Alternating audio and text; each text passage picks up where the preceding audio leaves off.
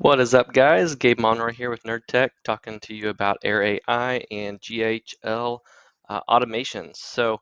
I have a lot of clients asking me all the time about the integration with GHL. I've made some other videos on it, but this one is not going to go over the triggers on how to make the call or how to get the post-call outcome.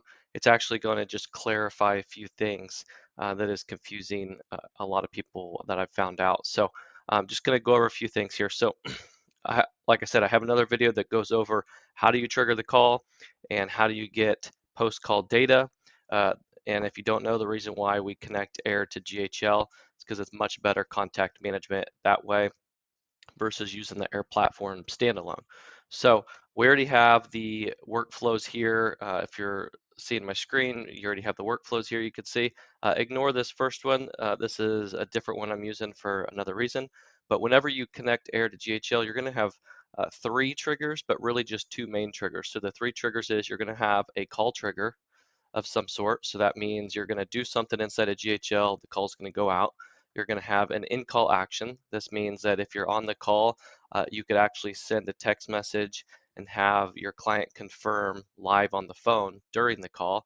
And then you're going to have the post-call data, which gives you things like the duration, the recording, the call notes, the call outcome, all the stuff that the AI can give you after the call. We can collect that data and put it on the contact. So one thing that I want to clarify is actually the call trigger and the post-call outcome data. You have to have both of these. These are the two main ones you need to really make Air work correctly, because everybody wants to trigger the call and then everybody wants post-call data. A lot of people think they can have the post-call data trigger inside the same trigger that triggers the call. You cannot. They have to be two separate triggers. So inside the call trigger, all we're doing here is we're telling GHL, if it'll load here, give me a second.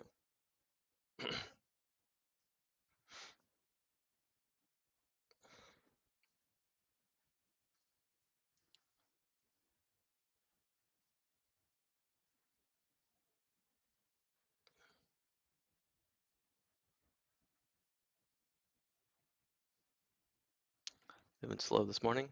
All we're doing here is we're telling GHL, when do we want to trigger this call? What are we going to do? Well, I put in a simple if else so that we're not calling the DNCs. I have a drip mode so that it drips the calls out at regular intervals instead of just dumping them and calling everybody all at once. And then here's the magic trigger right here. This is the webhook that actually connects to GHL and triggers the call. So really, besides all this, if else and just kind of filtering to make sure we're calling the right people, this is a mathematical operation that adds a +1 to a custom field, so I can keep track of how many times I've triggered the call, which is my call attempts. But all this is really doing is just triggering the call. That's it.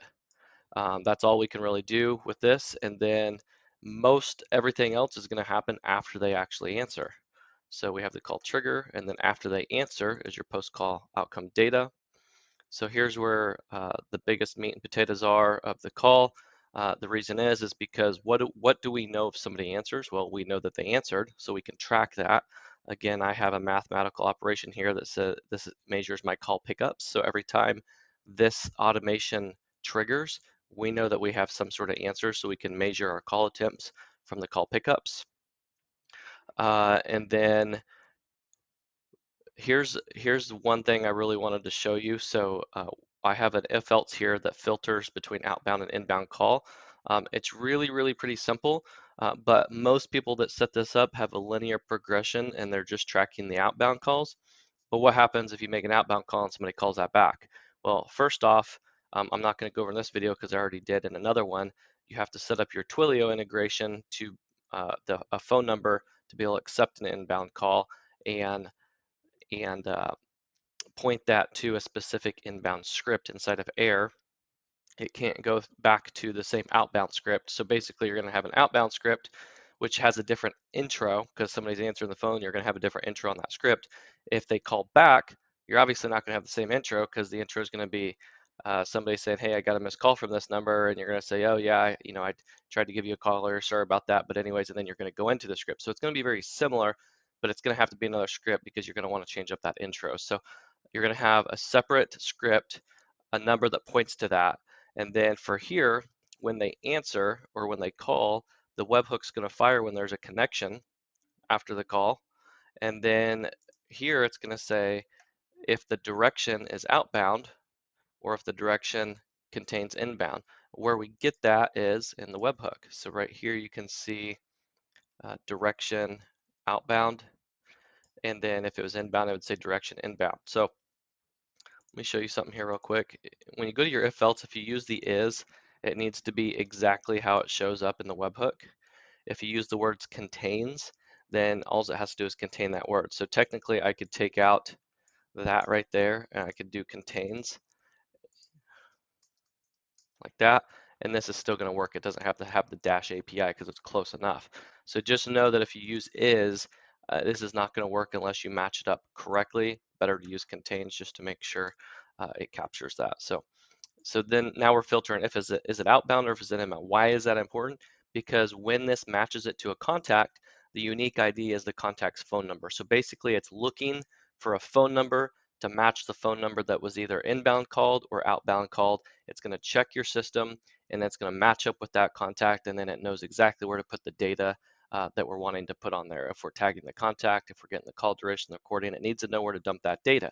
And so it's going to know that based off the contact phone number. So once we've determined whether it's outbound or inbound, then what we do is you do the create update action.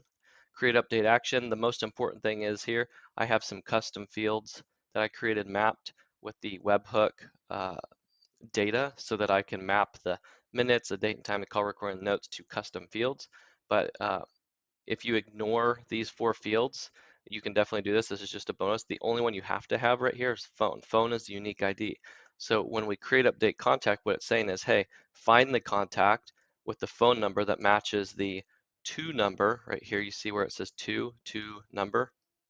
And we get that by going to inbound webhook trigger, call, and then the to number. So if it's a to number, that means it's an outbound call. So it's going to match up the contact correctly.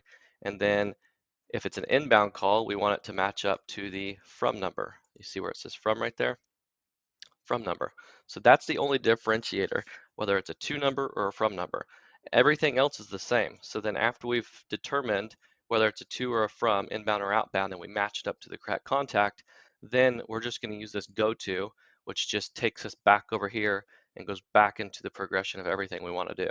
So everything else stays the same. We come down the line. We're coming down here at the bottom. I have the call outcomes where I do an if else condition. This is just checking if the outcome is no information. It's checking for all the outcomes. And then for each one of those outcomes, I have it tag the contact.